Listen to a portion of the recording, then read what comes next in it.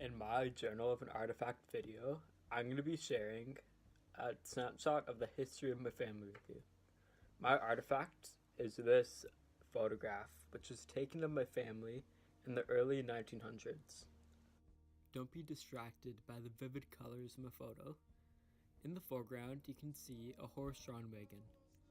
It was filled to the brim with rather drab-looking individuals, who are also my family. In the photograph, the object of significance is that wagon, which is commonly used by the Roma people.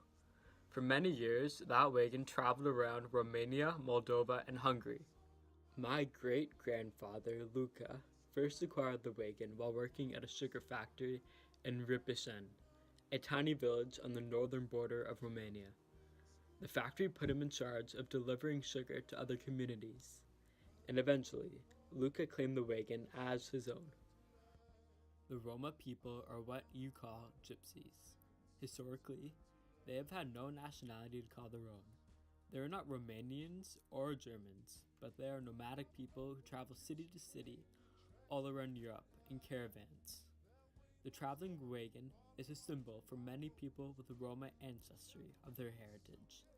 Even today, many people in Romania depend on these wagons as a primary means of transportation.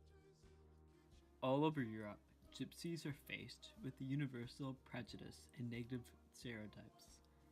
To give you a better idea of the stereotypes they face, I asked a few friends to share their opinions on the photograph. Gypsies are farmers. Bad gypsies, they do steal, which is the reason why a lot of them look a certain kind of way. And a lot of the stuff they have is stolen. I definitely think gypsies, like for right away. Probably go like village to village. Maybe look to like steal jewelry or like maybe like farm animals. They look very poor, tough life.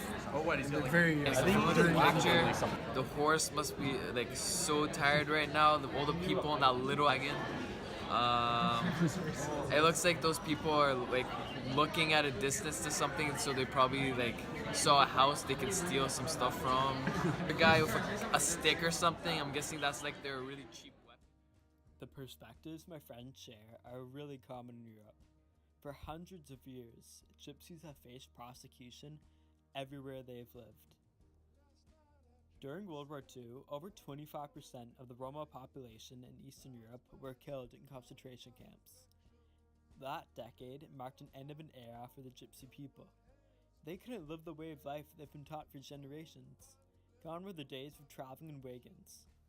My grandfather was forced to move to Paris and abandon his family and heritage to settle down and study biology. My artifact represents a shift in identity. So many people who used to be gypsies decided to adapt to nationality to find a community of their own in North America. My grandfather chose to be Romanian, and even some of my friends who come from Europe admit they have a Roma heritage in their family tree. I find it incredible how my great-aunt Evika, who grew up in a wagon rolling all around Romania, now spends the last years of her life on Upper East Side, walking her Yorkie around the city block in 2-inch heels. She decided to leave her gypsy background and found herself a community of Romanians in New York City to call her family. This identity shift is what it means to be a gypsy in the 21st century. Every cultural expression changes over time. Some people may feel that the Roma culture has changed for the worse. However, I think Roma culture has evolved for the better. Just like the wheels of a wagon, my Roma culture continues to revolve around. I encourage you to learn from the story of the Roma people. When people first arrive to a new city or country, they are always regarded with a degree of suspicion. I hope after learning about my artifact, you will learn to be more welcoming for the people in society who are on the outside.